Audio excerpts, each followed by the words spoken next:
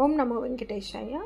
ఈ వీడియోలో వచ్చి దర్శనాల గురించి కొద్దిగా అంటే నేను తెలుసుకున్న ఇన్ఫర్మేషన్ ఏదైతే ఉందో అది మీతో షేర్ చేసుకోవాలనిపించి ఇలా ఈ వీడియో చేయడం అయితే జరిగింది. మీకు ఎవరైనా నా వీడియో చూసి మీకు ఇంకేమైనా తెలిసిన ఇన్ఫర్మేషన్ ఏమైనా ఉంటే నాకు కామెంట్ చేసినా నేను చూస్తానండి. ఏంటంటే ఇవాళ ఈ మంత్ నేను 18కి తిరుమల వెళ్దాం అనేసి ప్లాన్ చేసుకున్నాము. అయితే బ్రేక్ దర్శనంకి వెళ్దాం అనేసి అయితే ప్లాన్ చేసుకున్నాము. 18th అంటే ఫ్రైడే వస్తుంది. నార్మల్గా చూసుకుంటే ఫ్రైడే, సాటర్డే, సండే ఈ డేస్లో కొద్దిగా రష్ ఎక్కువ ఉంటుంది తిరుమలలో అనేసి నేను చాలాసార్లు విన్నాను. అక్కడ స్టాఫ్ కూడా చెప్పడంతో చాలాసార్లు విన్నాను.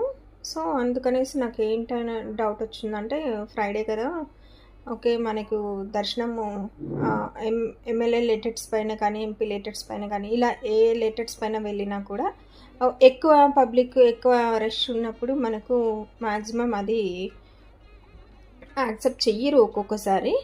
అందుకనేసి నాకు డౌట్ వచ్చి ఒకసారి తెలుసుకుందాము ఏంటి దీని గురించి అని చెప్పి నేను సెర్చ్ చేయడం స్టార్ట్ చేస్తే మనకి ఇంకెవరైనా అక్కడ అంటే కొండపైన ఇలా తెలిసిన వాళ్ళు ఇలా వాళ్ళతో అందరినీ అడిగి తెలుసుకున్నాను. నాకు తెలిసిన వర్షన్లో చూస్తేనేమో ఇట్లా వీకెండ్స్లో రష్ ఉంటుంది అనేసి విన్నాను.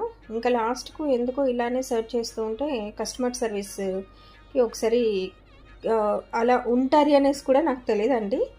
ఒకసారి ఉంటుందేమో అనేసి నార్మల్గా గూగుల్లో సెర్చ్ చేశాను. సెర్చ్ చేస్తే టీటీడీ కస్టమర్ సర్వీస్ అని చెప్పి ఒక నెంబర్ అయితే వచ్చింది.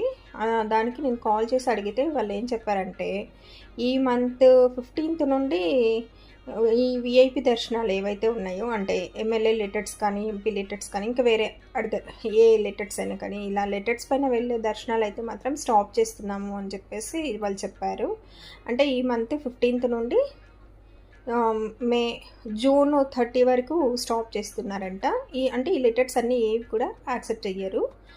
అలా అనేసి మనము ఇన్ కేస్ ఒకవేళ తెలియకుండా వెళ్ళినా కూడా మనకు ఆ లెటర్ తీసుకొని నార్మల్ 300 టికెట్స్ పైన ఆ దర్శనాలకైతే అలో చేస్తారంట. ఇట్లా బ్రేక్ దర్శనాలంటూ ఏమీ ఇవ్వము అనేసి చెప్పారు. ఓకే ముందే అడిగి తెలుసుకోవడం మంచిదైంది.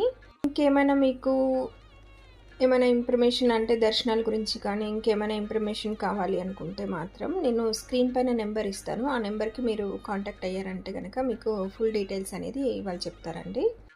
ఈ నెంబర్ వచ్చి కస్టమర్ సర్వీస్ నెంబర్. ఈ వీడియో అయితే ఎంతో కొంతమందికైనా యూజ్ అవుతుందని చెప్పి అనుకుంటున్నాను. Thank you.